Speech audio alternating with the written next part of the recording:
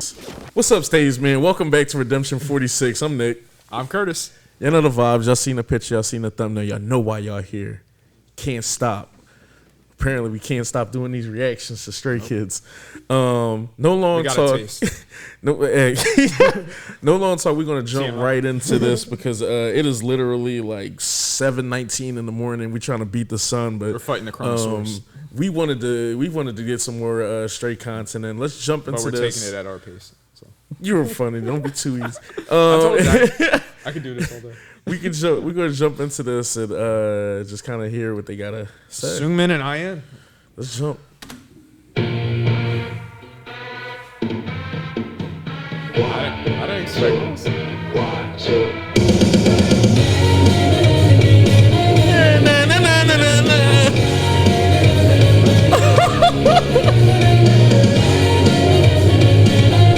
Love the little drum kick too.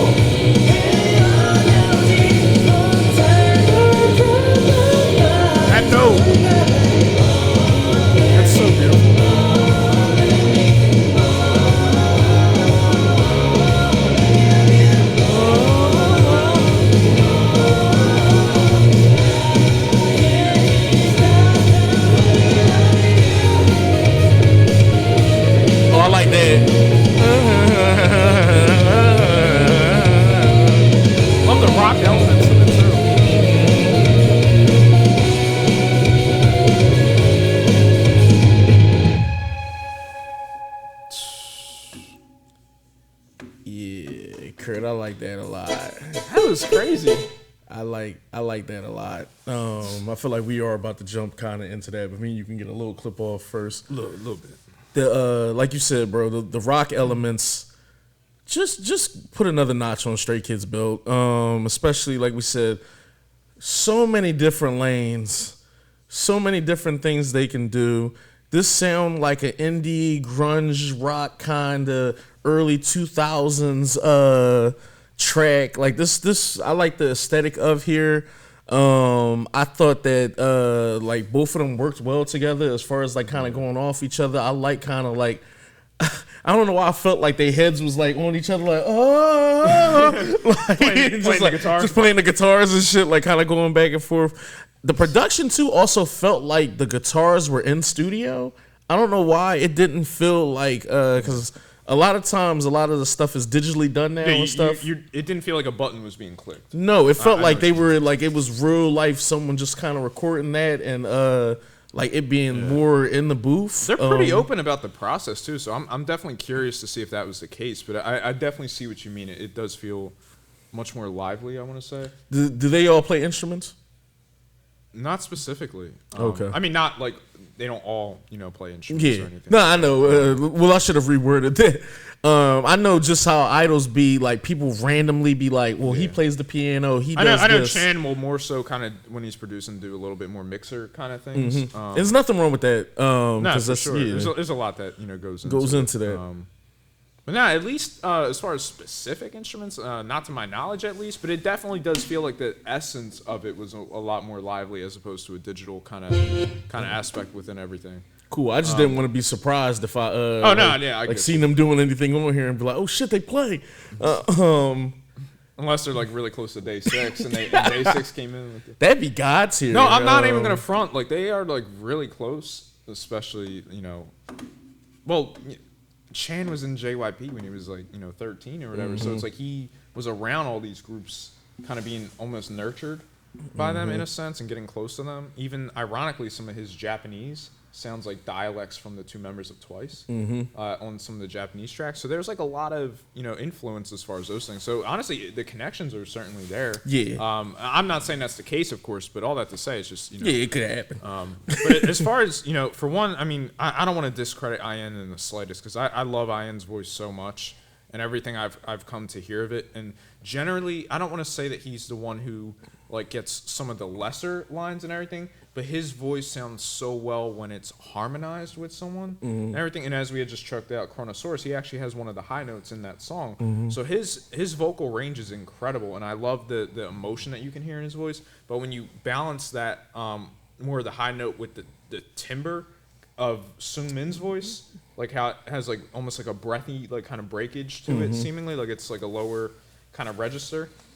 They balance out really well together, and that's what I was saying in the Chronosaurus video, where I was saying even though they didn't specifically do it in that song, a lot of times Seungmin and Ian will sort of pair on some of the vocals, and their harmonies sound really beautiful.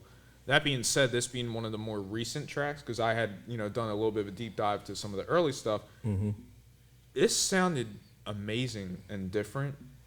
Like I've heard their voices paired together, but this sounded like different, which only makes me more happy and excited about the growth of their vocals. And that being said, to have the breakages in your voice that Seungmin had particularly, and those notes are just incredible.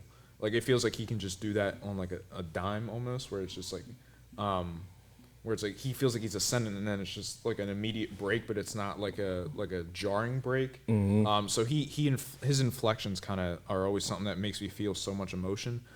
And it's a very distinctive voice too on top of that. But all that to say, pairing those two together was incredible. But when you think about how upbeat with the drums and the guitar and everything that the actual progression of the beat was, it almost felt like the video was on like 1.25 speed or something. Like it felt like it was like really sped up, but their cadences as they were singing, like that felt like lyrics that could have been a little bit more on a somber ballad type time, where it's like, I love you, I don't know why or anything like that, I can't get these feelings out, like that sort of type time. But the fact that they kept it in that high, octane kind of BPM kinetic energy sort of feel while still hitting those notes, I love that. And that choice in particular was something I don't ever really recall seeing, at least, as far as like a high BPM, but still kind of keeping with the emotion of everything. And not to say they haven't like done anything like that before, but specifically with this being a vocal track where it's not balancing out, other rap line and things of that nature, like it just really put a magnifying glass up to them and kind of allowed those things to shine. And just the last thing I really want to say about it essentially is, that being said, like I do love their vocals and I really do love everything as far as the production and everything. Tying that in a little bit conceptually to what I'm seeing of the album, I love that, TMI is kind of seemingly, and it wasn't a song I was particularly crazy on, and it was also the first song I had heard off the album, so I didn't know like too much of the concept or anything behind it. But then as we got Taste, in three Racha. And this, and I know you guys have checked out like Case 143 and everything. I personally hadn't checked that out yet. But all that to say, I'm seeing the symbols of kind of what the album is seemingly representing. And I'm a super bored fan. I honestly haven't heard it, so I can't say. But I love that this is. It feels like the TMI is like you have these feelings for someone, or rather someone catches your attention, where it's like, oh my god, like this person is like I'm attracted to them. There's something I want to learn more about them, and that's what the TMI is. And then I don't know track list wise what comes first, but then like the taste of like either love me or hate me, like I just want you to feel something towards me. That's probably I think Case 143 was like the first joint, and then it probably was. I know that was if I'm not mistaken, at least the track that seemed to be kind of talked about the most. Case 143, Chill, then TMI, Give Me a TMI, Super Board 3, Rancha, Taste, Can't Stop Me, and then we heard Circus. So Can't Stop Me was the last on the album. Technically circuses, but oh no, I see what you mean. But yeah, but that makes a ton of sense then, because it's like the idea of telling a story about love and kind of like I want these feelings, but now I want to like even chill. Like I haven't heard chill, but I'm assuming that's like let me chill on these feelings. Like let me kind of take a step back. But then that high BPM makes so much sense if that's how you're wrapping up the album, as far as like that story. As far as like it's a different take on love that you might not see, as far as kind of like why am I feeling these feelings, as opposed to like just this person that's opposite you. It's more so about the introspection seemingly, and I just really like that. And that high BPM makes so much sense, because it's like you're ultimately accepting those feelings, but it's not a somberness. Like it's not a defeat, it's a victory. Yep. And I don't know, I'm just really intrigued by that and what I've come to see of the album. Oh, we good. We can jump into this real quick. Or? Yeah, I'm assuming they did like a concert and basically did everything and then just recorded it. So I believe every single track on here has a little snippet. Awesome.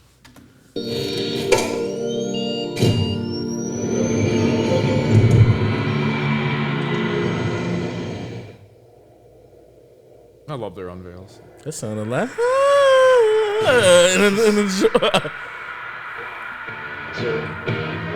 Paper Airplane.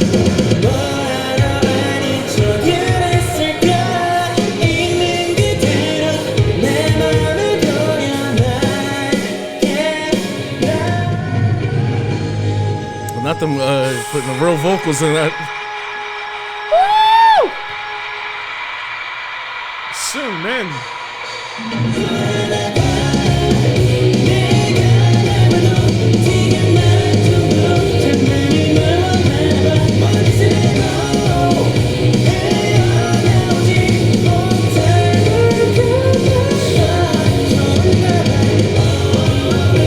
Got the little choreo.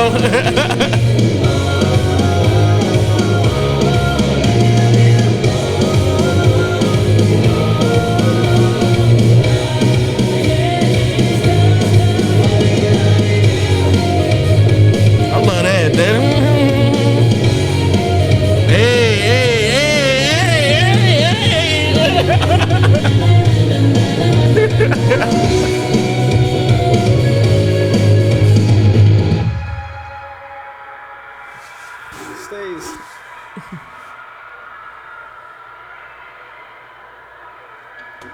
That's awesome. Yeah. How can you like not feel happy? Like, who JYP, like y'all did your thing as far as like the marketing goes with Stray Kids this entire year, and even years prior to, but just this year in particular. Whoever came up with the idea to record the concert stuff and for them to like be performing all the Accident, like, and then for y'all to the quality of this as well, as far as like all these looking like real MVs, y'all really did a good service, because it helps so much with us being able to do the color coded to songs, especially songs that don't have like a quote unquote MV. Yeah. But for us to do the color coded and then get a slight feel of, I think, what the artist wanted us to kind of vibe out to. Yeah. I don't know why. I like the production better on the video than the color coded we just did. It did feel like there was an added. I don't know if it was a drum pattern specifically, but it felt like it kicked up a little bit more. I think this car test is gonna be crazy when we do the car test. Matter of fact, give me 1 second. Hold on, let me jump right into the.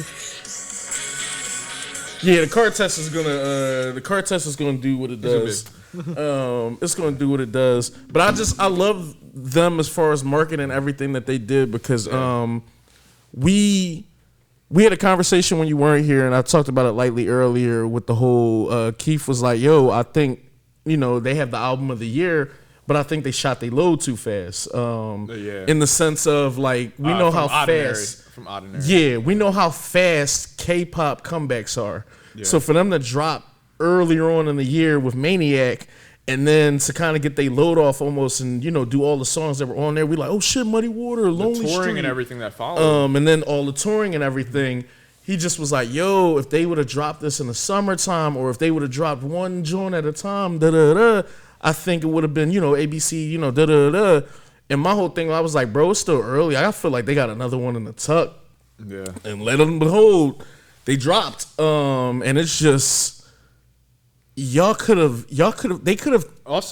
kept this dog and dropped this in January or February and just started the year off. No, absolutely. And to tell you the truth, I don't doubt that they have another, ironically, like in the tuck. But the reason the reason I'm bringing that up, and I'm not trying to make this about that or anything, but mind you, if they drop, let's just say the Maniac in give or take March, if I'm not mistaken, mm-hmm. Stray Kids' anniversary date when they reformed, 3/25. Oh, okay, I see what you're doing. So you're dropping an album around your anniversary, right? Mm-hmm. Now, mind you, at the end, the September things, 4 or 5 of the members of the group are actually born in September. Oh, okay. And they're all 2000 liners. They're all in the same year, just weeks apart. So Seungmin, Han, mm-hmm. one day before, or Han, I believe, is the 15th. Felix, no. Han is the 14th, I believe. And Felix is the 15th. He's literally 1 day older, born the same year. It's funny. It's like my bias on record. Yeah. Or bias and Seungmin, I believe, is the 22nd. But they're all literally within like a week and a half of each other, essentially. All that to say, and then mind you, Chan is October 6th or something like that. Okay. He's early October. So all that to say, from mid-September to late October, everyone is sort of in there. And even Changbin is in early August. Mm-hmm. So it's like from that time, there's a lot of birthdays and celebrations. The majority of the birthdays were and mind you, months. Stay Week, Stay Day, like the day that they came out with the fandom name Stay, was 8/01, August 1st. Changbin is 8/06, I believe, as far as his birthday. So you get Stay content then, market it for the album. Mm-hmm. So you see why those two releases would make sense as far as the meaning for them and for Stays, and that still gives you a good pocket in the summer to tour and kind of make use of it. So honestly, as you were talking about JYP and as far as like the marketing of everything, I think everything that they've done, whether it's them or the company specifically, brilliant, because it lines up with all those important dates and meanings. Yeah, and it just it's like you said, it made sense. And when we were talking, and he was just like, yeah, I think it just adds a little context to kind of those things to the Method of the Madness. 2 number 1 albums, like yeah, like that shit is just kind of like crazy in itself. And like you said, I would not be surprised if they drop again, like in February. I feel like February would be, like you said, kind of right before March again. Yeah. Get that content kind of going and almost probably do the same formula. This is crazy. This album is really crazy, and I'm trying to chill on some of it because I did want to have like a discussion about just the album, like overall. Oh yeah. No, but their year has been so crazy. It's kind of hard to mention tracks on here without mentioning Ordinary. Yeah. Just because it's almost just like, I want to talk about this, but their whole year has just been productive. Lonely Street is my second favorite song from them. It is hard picking what I like on there. Elevator's got my my heart clearly, but it's kind of funny too because I remember the reaction to Elevator originally, and I was like, "This is a group that's really gonna grab me," and it's just like I had no idea. Little did you know. I had no idea it would be to this like kind of extent. But yeah, back to me talking about this. Literally, even with I feel like the last 3 listens, because I feel like the last 3 songs we did were 3 Rancha Taste in This. Yeah. As far as like being on this album, all subunit tracks technically. Yep, you literally have one that's I don't want to call it like a golfy ballad. A golfy ballad. With a seductive R&B golfy ballad. I feel like I'm just making up genres and shit, but like kind of on that type time. Lino Ben's genres. Nah, I get it. Nah, I'm playing. Three Rancha to me was maybe one of my favorite like drill K-pop songs. Yeah. And then that's kind of like a pop rock, maybe some Kali garage rock. Like vibes. It really does. Yeah, it's like straight drill rap, rock vocals, R&B, and then R&B. So there's so that's much. fucking versatility. That's called versatility, And that's in the concept of one album. Mm-hmm. So it's like you're just getting so many flavors to taste. They taking this shit to the max, and it's not an accident. Hell no. It's not a max. It's not odd. It's ordinary. But nah, it's ironically, I don't think no one can stop like their production and anything that they got going on, especially like moving forward. But I just brought up the 3 tracks, just those alone that we kind of did. Just to express the versatility. Exactly, and I like how when you hear, because what was it? I just mentioned Superboard, but it's crazy because on my reaction, I feel like I wanted to counteract. I heard, I think, Chill, because I think we did Case 143, and I was like, all right, y'all acting crazy. I heard Chill, and I was like, dog, Chill is the best joint on this album. Superboard is, oh my God, like that's kind of more of a Stray Kid sound, and I know like some people might be like, what does that mean? But just kind of more of, I think, what their title tracks mostly sound like. No, they title tracks God tier, so it's like, no pun intended, God's meant, but. Yeah, but yes, it's to me Superboard is kind of like more on line with some of like what you think like the title tracks would be, and that's like more Maniac, more of that BPM of like just the higher. We're gonna have a conversation about Maniac very soon. This album is crazy though, bro. Like I said, Case 143 is just Chill, arguably the second or best song on the album. Give Me Your TMI is just Superboard is just. I want to hug it. 3 Rancha, I already told y'all, my drill favorite like drill, especially for drill beats with idols and stuff, because we've heard a couple. I didn't realize how much like boxes this really checked for like your like. This might be all my music aesthetics and stuff. Taste is that R&B, like just the contemporary. They say Yo Nick, and they say he's like, the song's like. Here you go. Can't Stop now has that rock element, and Circus is so fun. Yeah. Like we literally had Circus on earlier too before we had came to do reactions. 8 tracks, almost 8 different sounds. You could argue maybe 2 sound kind of in a similar vein as far as like the BPM goes. Yeah. That's versatility. On an album we didn't know that we were going to get kind of at the tail end of the year. At all. Yeah. That wound up being a #1. And then touring for that is going to be coming up. Too, put some respect on it. That's incredible. Which means too that like if they I think they're supposed to spin the block back on Jersey and stuff. That if we go do like the concert, I know in March and everything, because sadly enough, a few of the members had gotten COVID during the last time, so they had to cancel some dates. But they also so these are makeup dates, but there's also re-added dates that they extended. But that's also for the Maniac tour. But now you have this new album, so I don't know how the promotion is kind of going to be included. But all that to say, it's just imagine being able to hear tracks from both CDs.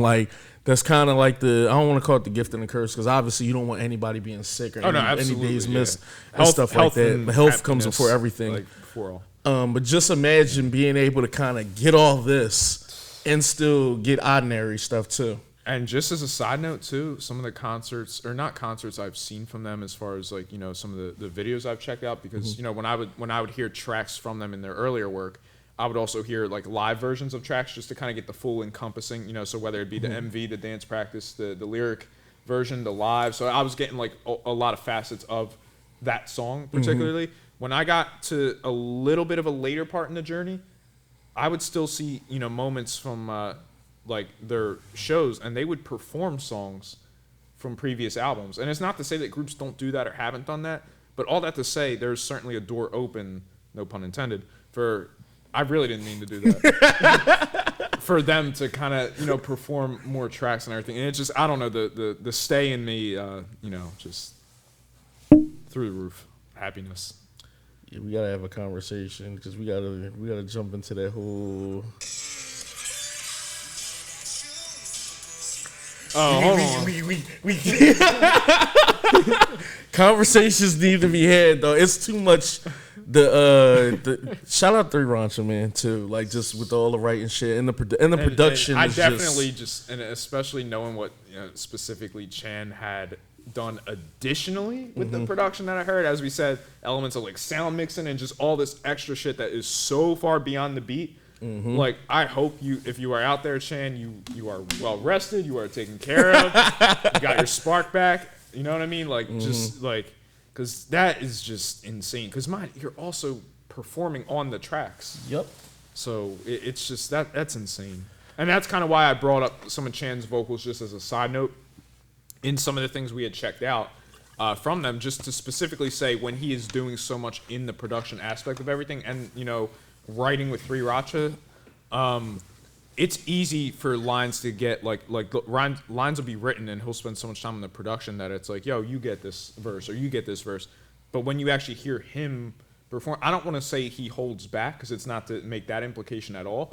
But when you really see him kind of more in the forefront of everything, blows you away. So it's just, yeah. The intrigue is just incredible. It happens up here because look at all everybody old groups, whether it's Woozy, whether it's RM and Suge, whether it's Mark and Tae Young. When people write and produce in a group and you see them almost have to be selfish at times as far as like line distribution, as far as like, yo, I wrote this, it's not even for me. Yeah. This is for Lino and Ian or something. Like, you know what I mean? Yeah, like, it's just, this was y'all, it's not even mine. And one thing I do respect, too, is that their subunits, when they are given the subunit songs specifically, largely write their songs. I mean, there might be little helps with VocalRACHA and things of that nature, kind of, touch-ups and things of that. I'm not exactly sure, but I know essentially the heart of what they're trying to tell is represented by the artists that are on the track itself. So I don't know that Seungmin and IN had written this specifically or had contributed to the lyrics specifically, but all that to say, that's like, I like how involved in the process every member really is with everything. So it's just something that always is going to hold a much more special place for me personally. I was going to say, I can tell you in like 2 seconds. Side note, but seeing IN older too, because I'd known him when he was like the baby Maknae. From the survival shows and everything, so just even seeing him like kind of more grown up and everything is just like. Even this track in particular is mostly all Sumin and IN and Han Jo Sung. Okay, but I knew it was stuff that they had done in previous tracks, but I wasn't sure if it particularly was relevant here. But it's that just makes it a lot more heartfelt. Damn, chill was all Han. Yo, Han's writing.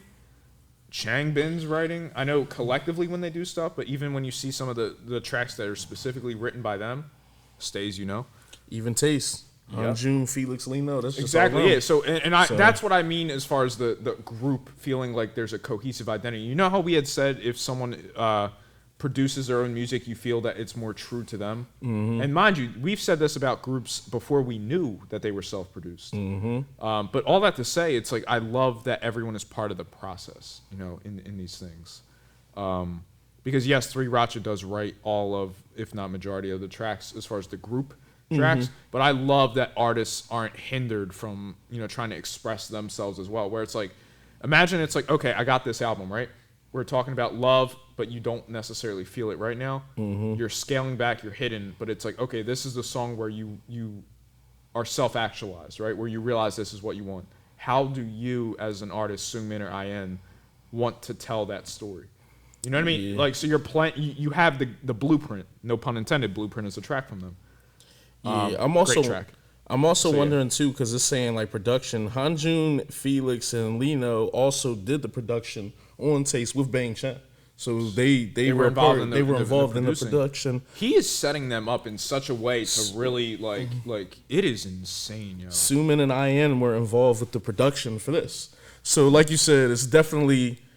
You definitely feel, like I said, to me, you always kind of do feel VocalRACHA's pen on majority of everything. Yeah. But like you said, setting people up to be like, if VocalRACHA aren't here, I still know to work my way around the production board as far as like mixing and doing editing and everything. Or even if be left with my own pen. Or even if it's like, okay, this is your part, you wrote it, right? You're talking about this specific metaphor. What beat would you like for this metaphor? Would you like it to be more drum pattern? Would you like it to be a guitar riff? Would you like it to be piano and somber? And then just adding, like, you're allowing the emotion to kind of carry like the weight in those regards as well. And that's just like, I just love the artistic process. And even certain lingo too, where like, you know, some vocalists might be in there and just be like, yo, kill my drum pattern when I get into here, or up my production here, or loop me here, or let me punch me back in here. You know what Chan had said ironically too, and this was in this is a whole separate thing, and it's not particularly relevant to this, but they had two kids room and stuff like that where it's like the two will talk,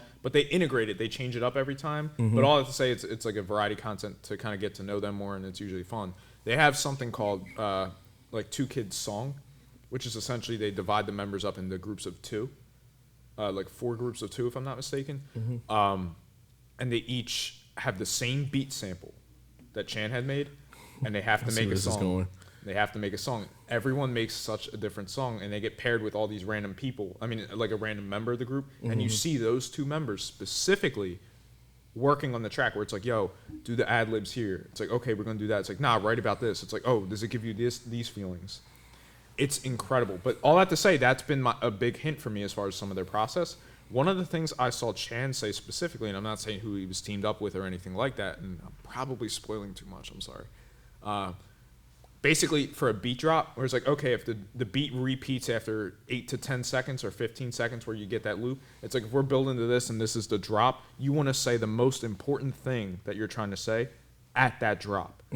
And you get the reverse engineer. So I'm imagining the beat now for everything they make, and it's like if we're lining up for this, and then it's like bam, whatever bar is said or lyric is said there, that's the guidance as far as that. So that kind of gives me a little bit of a better way to hint as far as like if it's talking about, and it's like, oh, this is pain or sadness or something. That gives me like essentially the theme that I can kind of tie to the most, if that makes sense. But all that to say, it's when you see elements of them behind the scenes as far as the production aspect of it, you really get that kind of insight into the lyricism and everything like that. And the fact that every member kind of has involvements in their specific, you know, writing and producing for their song, yet still making it feel album packaged, cohesive, and telling a story.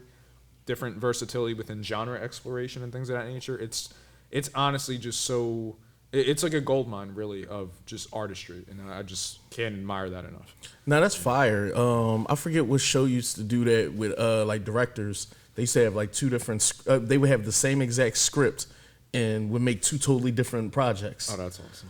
I actually hadn't heard about that. Yeah, it's literally the same thing, and I think that's dope too. Where some people have the same beat, and it's just like go off and do what you want to do, just what you would get, and especially. I love in K-pop when you have like these bigger groups how the pairing is, like you said, where it's just like, you know, I've never heard, you know, Lino and just Felix by themselves or something, like where you get those pairings where you just like, damn, Suman and like Han or I don't know if I heard y'all together yet, or if I did, would it blend or what would it do? Or especially a couple of the members who we know are kind of like all rounders. Where it's just like, now what are you gonna do on here? Are y'all both just gonna do like? You have every tool in the belt. It's like, what do you choose to tell? And honestly, and that was the thing I liked about it. And I just want to say this is really like a last point to this. One of the advices, because Chan is incredible with his advice. The one thing that he had said for advice, you know, one of the members that was kind of with him was talking about, oh well, I don't know if I want to do this or anything. He's like, listen, he's like, this is for fun. You know, music is for fun. He's like, what? Show a side of yourself that you've never shown before. You know, feel free to explore that. You know, don't be afraid of it. He's like, if we don't like it, it's like, yo, it's for fun. You know, we're messing around. But he's like, if this is a part of you that you don't want to showcase to necessarily millions as far as like on a stage or anything, it's like, that's what this is for. Like, have fun, explore. And in so doing, you allow them to not only build their confidence and stretch, you know, their musicality as far as genre. It's like, you know, for example...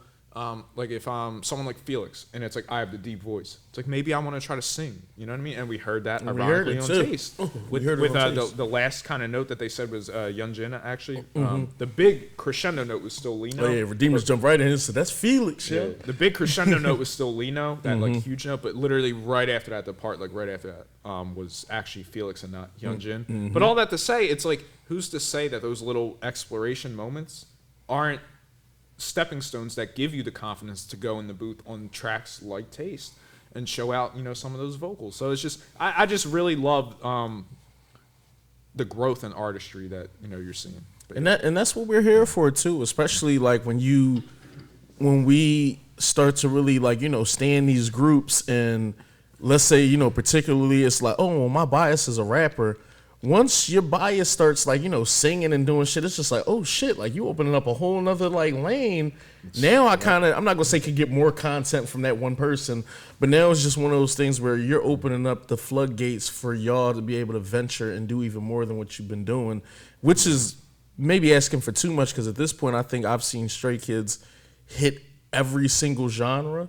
And mind you, this is me still not having all the information you have as far as like B-sides, title tracks, and other things. Yeah. But mind you, it's everything. Technically speaking, I just got a whole album review for their last 2 albums, and that in itself is a masterpiece in kind of how to fucking smash K-pop.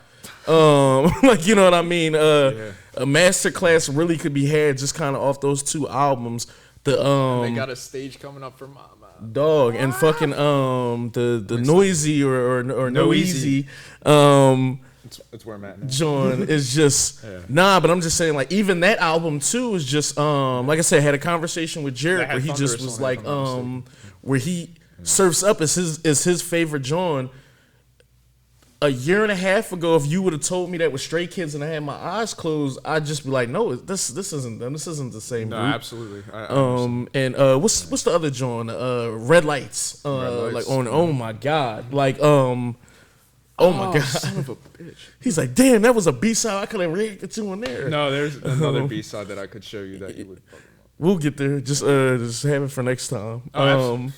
But yeah, like just to even talk about that album and shit, like you said, you had already brought up like Thunderous being on there or whatever. It's they got a lot, and those are only like those albums. That's not even pre-debut shit. That's not like B-sides. That's not the Japanese tracks. VocalRACHA had 3 mixtapes before they even everything started. What we come to know as Stray Kids, and then the pre-debut stuff. There's so much, and then Young Men, like still just with they're still so young. It's still so much time for them to like get into like whatever. I think Chan just turned 26. Young Men, and he's the leader of the group. Young Men, like you said, even serving or doing anything else, people still have 4 years, almost 5 years to kind of get into whatever musicality. I know God's Menu changed everything from them, but then afterwards, in coming with No Easy and everything, but it just, and with these 2 albums, and it just, if you're telling me they have, hypothetically, like a solid 3 to 4 year window of just, like, they really are a juggernaut. And off the information that you just told me, 4 or 5 of them are we serving together when they like go do something. Yeah. Because I don't know the national. I don't know the nationality because some members were born in Australia. Yeah. Felix and Chan are Australian. So Han is from Malaysia, or if I'm not mistaken, Malaysia. Are them 3 not serving? I don't know as far as how the citizenship kind of works with that. I assume Chan and Felix won't have to because I do believe they have dual citizenship. As far as Han with Malaysia, I'm not exactly sure how that kind of pairs with everything, but yeah, it sounds like some people won't be doing it because Malaysia doesn't have. If you're not an SK resident, as far as like I think having your citizenship there, I don't think you have to kind of like serve or do anything else. Han, Felix, and Seungmin are all within like a week and a half of each other, essentially. Yeah, and that's why I made the statement. I was like, I guess after the information you gave me, it seemed like they would serve together. The 2000 liners, which is funny enough. They joke because it's the year of the dragon, and that's the song Thunderous kind of like has a little bit of play on some of that stuff. So that was interesting for me to kind of go back and re-listen to. But yeah, because I think I'm sitting here trying to sneak a peek, talking about where's everybody born at and shit like that. Yeah.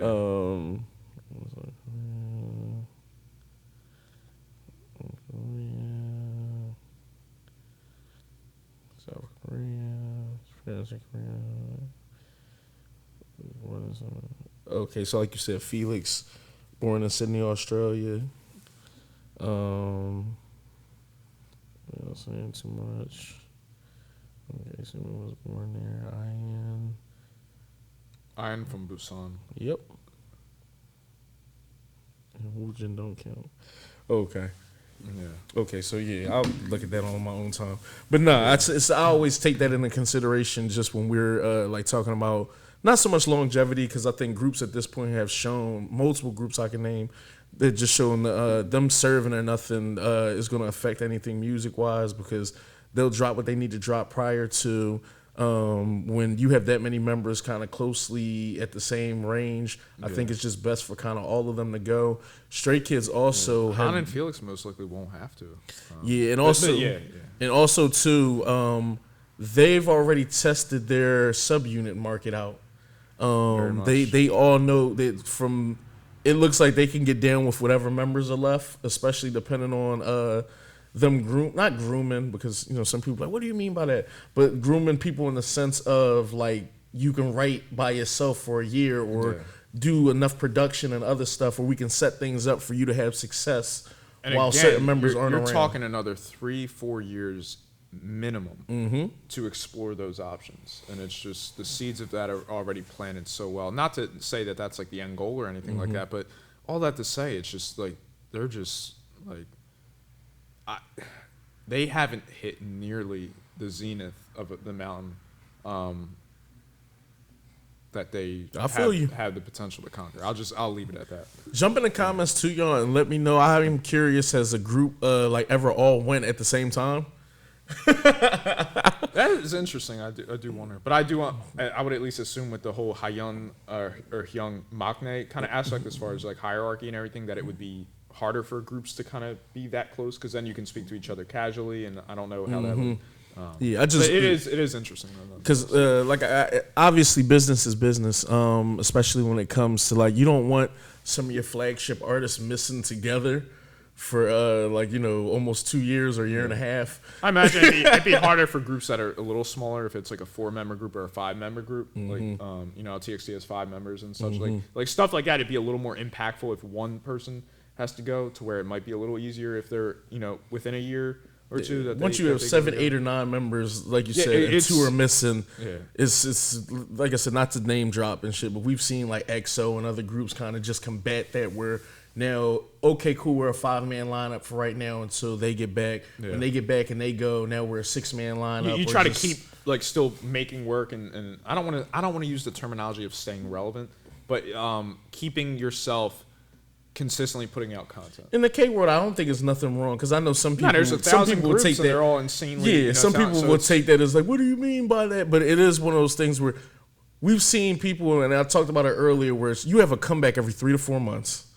If you don't drop anything for a year, you would almost have to be goated. I think they're goated enough where like you can do it, because you would have a lot of people anticipating the comeback.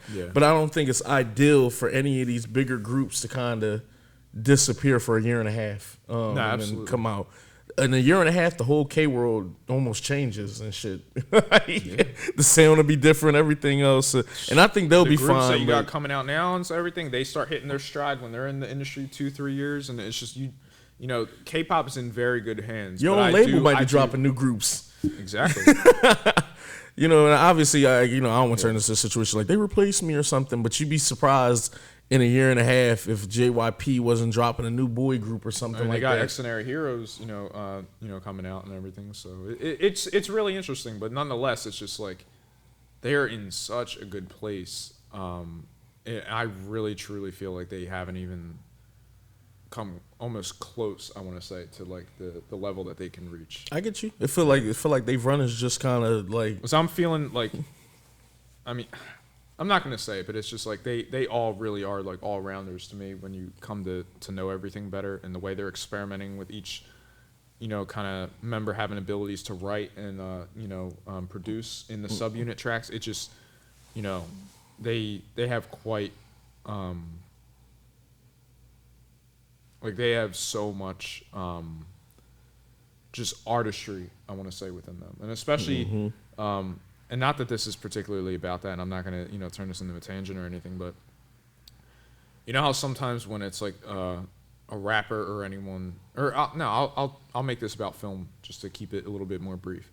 You know how people might say, James Wan is goated, and clearly, we feel he is, but who's his, right-hand man? Lee Winnell.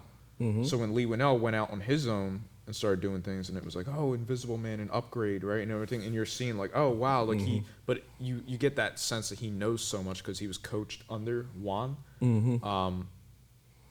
I feel like that if everyone in this group can look up to 3RACHA and have, you know, their level of rapping and lyricism and wordplay, then the production of, you know, Chan and everything, the vocal lessons and everything, if that's like who you're looking up to every day, you know, Lee No with the choreo and everything and being an all-rounder himself as well, someone who's largely, you know, leaned upon, no pun intended, with the group, because, you know, he's like the dance leader and everything, and choreo is so important for the group, particularly JYP in general. So it's like there's a lot of emphasis on those things. If you're younger, like Seungmin or IN particularly, even if you're like, you know, Han, you know, because Han's the third youngest, if I'm not mistaken, or excuse me, Felix, because Han is 1 day older. That always trips me up. But all that to say, if like these are the people you're really looking up to, it's like you know, you're in good hands. You really are. Iron sharpens iron, and it's just one of those situations where I think, like you always said, bro, the floor in K-pop is equivalent to like making it in the NBA, where we know a majority of anybody who debuts in the K world is talented, no matter how you slice it. You may not fuck with their music, you may not, you know, like the particular label, but anybody in the K world has worked hard and is very talented at what they do. With that being said, most people, I would assume, if you got there being as talented as you are, I would assume you're a sponge as well, and that you take direction well, and that you don't mind adapting and like, you know, growing. Ironically, that was one thing that was said specifically about the Maknae, IN, was that he takes direction so well, because it's like, if you can be kind of hard in the booth sometimes, where it's like, I need you to give this inflection, and you're not giving it or anything, and then I'm suggesting things. I mean, that's just part of the creative process, of course. All I have to say, I know Chan specifically had complimented IN on that, where he was like, you know, you take direction so well, like you never get mad or anything, like you always just want to improve and to be yourself. And it's like, if I'm imagining the leader of the group saying that to the youngest of the group, I imagine that kind of trickles down with everyone else as far as like how you know, they integrate and learn from everything. But all that to say, it's just, you know, there's just so much potential, and iron absolutely sharpens iron. Then it's funny you mention that, because my point was literally just that if that's the thing, then IN would be able to kind of soak in as much information as he needed to, whether it was for choreography, whether it was for writing, whether it was for producing. And like you said, that works its way up the ladder. Even with 3RACHA, regardless of how good my pen is, if your pen is wonderful too, guess what? We rub off on each other. Exactly. We teach each other new things, and it's just learning. Even Changbin had complimented Hyunjin specifically, because Hyunjin had to learn to be a rapper. You know what I mean? He was in the dance unit and everything. So for him to get lines and everything, you know, and honestly, he does have incredible vocals as well. Like when you get to see some of the things, his vocals. But it's something he's I would say the member that is least exploring the vocals, and I don't mean that on him, I just mean in the tracks, like when you have all the vocalists and everything, he's the one who gets kind of the least vocal parts.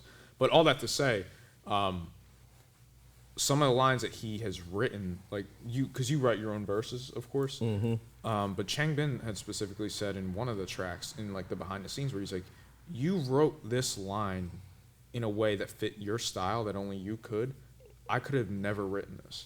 So it's really encouraging, but it's all that to say, it's like that's one brief example of your pen and your ideas being sharpened by being around people who inspire you to kind of bring those traits out of you.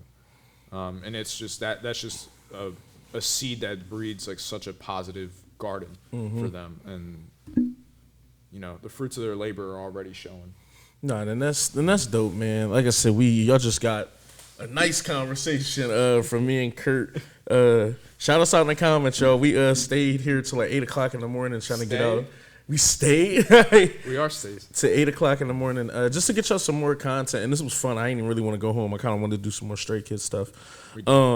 But jump in the comments. Tell us how y'all felt about this. Like obviously, you know, we're going to be getting into some more stuff, and some of the behind the scenes stuff that you're talking about, we'll get a chance, like collectively, all to be able to kind of watch some of that stuff, just so we can get a little bit more personality as well. The same way you got, you know what I mean, the personality, and I can't wait until, and I know you're probably gonna be asking when, and I'm gonna be honest, that shit probably not gonna be until like February. But for us to kind of start getting into some of these other shows, as far as like their survival show, Treasure, I would like to simultaneously watch both of them at the same time. And I want to see if it like overlaps and then we keep it going. Nah, absolutely. But like I think they deserve that. Like obviously, I think Treasure deserves that. Shout out to Idam and Mashia. And then Island.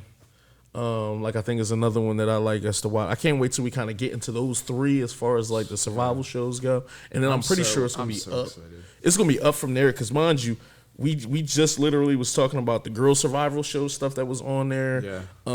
And audition for the new High Boys and stuff like that. So survival shows once we start the survival shows, it's gonna be fucking lit on Patreon. Like the survival show is gonna be lit, and then all the other variety shows. Because I know y'all gonna talk about because they got their joint, right? Yeah. Because they got their joints. They got the 9th, which is their like kind of thing, but that's the earlier episodes of the 9th, and it's later on called Stray Kids Code. Okay. You know how that is. We'll probably start from day one shit and then work. And then like work our way up. And like I said, I'm hyped for all that because I want to get into the other stuff too. Like I said, I'm not trying to just throw names around in here, but like going 17. Oh, absolutely. Like their joint and stuff like that. Blackpink, I think I showed y'all some of that first episode or whatever. They they got it's so many different I'm curious variety to check shows. out all that because it's like we're so invested in the music. You know what I mean? It's like we want to, take that next step really. Mm-hmm. Whenever it lines up, of course, But yeah, jump in the comments. Tell us how y'all felt about this. Me and Kurt talked about like a lot of shit. So jump in there and we just gonna jump in there and have a conversation back with y'all. More Stray Kids stuff coming. At this point, I don't know how I'm gonna do it because I definitely want to talk about the album, but I do want you to hear. You said you heard Case 143 already, right? I haven't. Yeah. So you didn't hear Case 143, Chill, and Superboard. I think are the only tracks on the album you didn't hear yet. To my understanding. I'm not sure if we'll either revisit it or see like if it's any other live performances or what we'll do. Yeah. But I do want to have a conversation about like Maxident just in general, and then we'll have an ordinary conversation and we'll talk about it all off camera. Love y'all. We're gonna holler at y'all. Take care. Peace.